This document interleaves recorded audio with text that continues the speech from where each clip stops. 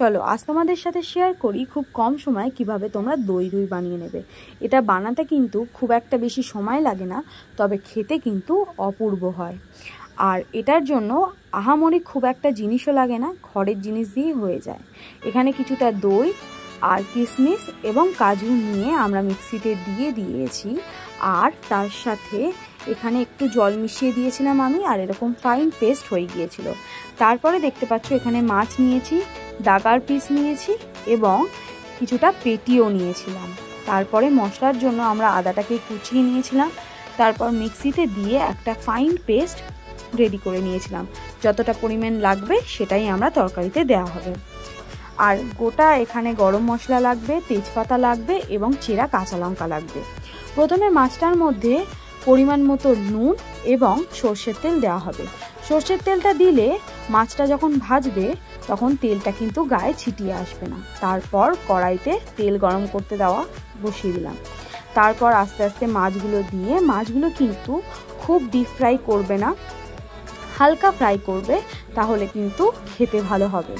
তারপরে আবারও কড়াইতে তেল গরম করতে বসিয়ে দিয়েছি এবং তেলের মধ্যে দিয়েছি এই গোটা গরম মশলাগুলো দিয়ে একটু ভাজা ভাজা হয়ে গেলে তার মধ্যে এখানে তেজপাতা দিলাম, তারপর চেরা কাঁচা লঙ্কাগুলো দিয়ে একটু ভেজে নিয়ে তারপর দিয়ে দিয়েছিলাম পেঁয়াজ। পেঁয়াজটা ভালো করে ভেজে নিয়ে একটু লাল লাল হয়ে গেলে এটার কাঁচা গন্ধটা চলে যাওয়া পর্যন্ত এটাকে একটু ভাজতে হবে।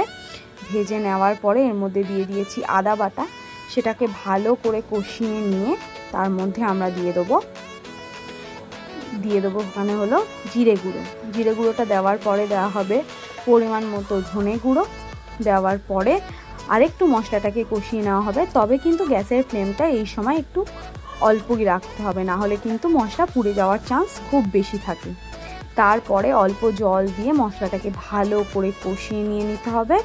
কিন্তু তখন এবার গ্যাসের ফ্লেমটা হাই করে দিলে অতটাও সমস্যা হবে না। তারপর এখানে ঢাকনা দেওয়া হয়ে গেছে, মশলাটা এখানে কষেও এসেছে, দেখতেই পাচ্ছ তেলটা কি সুন্দর ছেড়ে গেছে।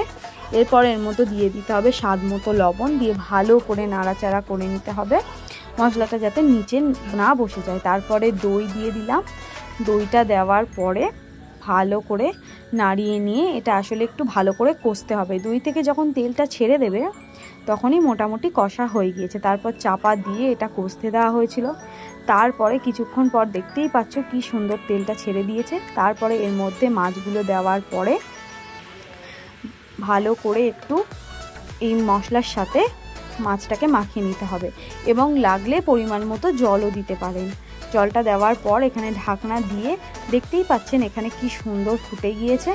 আর ভাতের সাথে আমি নিয়েছি এখানে দই কাতলা।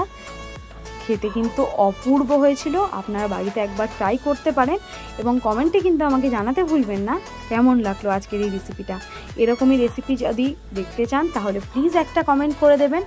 আর আরও এরকম রেসিপি ভিডিও আসছে খুব তাড়াতাড়ি এই চ্যানেলে, দেখতে থাকুন। আজকের ব্লগটা এখানেই শেষ করি, দেখা হচ্ছে নেক্সট রেসিপি নিয়ে। ধন্যবাদ।